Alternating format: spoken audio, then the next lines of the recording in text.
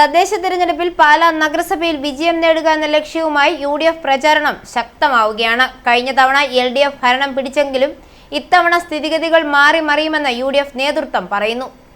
UDFന്റെ കോട്ടയായി അറിയപ്പെട്ടിരുന്ന പാലായിൽ ശക്തമായ സ്ഥാനാർത്ഥികളാണ് മത്സരരംഗത്ത് ഇറക്കിയിരിക്കുന്നതെന്ന് UDFന്റെ പ്രമുഖ നേതാക്കളുടെ സാന്നിധ്യത്തിൽ സ്ഥാനാർത്ഥി സംഗമത്തിൽ സംസാരിച്ചു.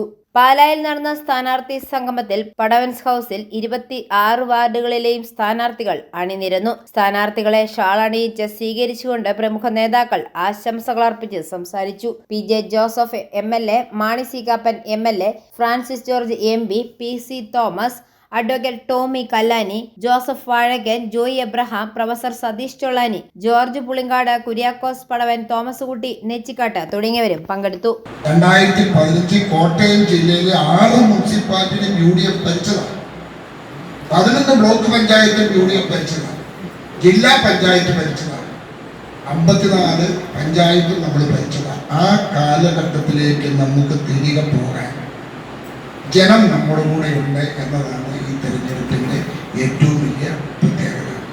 ഇപ്പൊ ജനം കൂടെ ഉണ്ടെങ്കിൽ ആ ജനത്തിന്റെ പിന്തുണ പൂർണ്ണമായും ഉൾക്കൊണ്ടുകൊണ്ട് നമുക്ക് ഈ തെരഞ്ഞെടുപ്പിൽ ജയിക്കാൻ കഴിയണം. അതിന് വേണ്ടത് നമ്മുടെ ഒരു കൂട്ടായ്മയും പരിശ്രമമില്ലാതെ ഐഫോറിയ ന്യൂസ് പാലാ.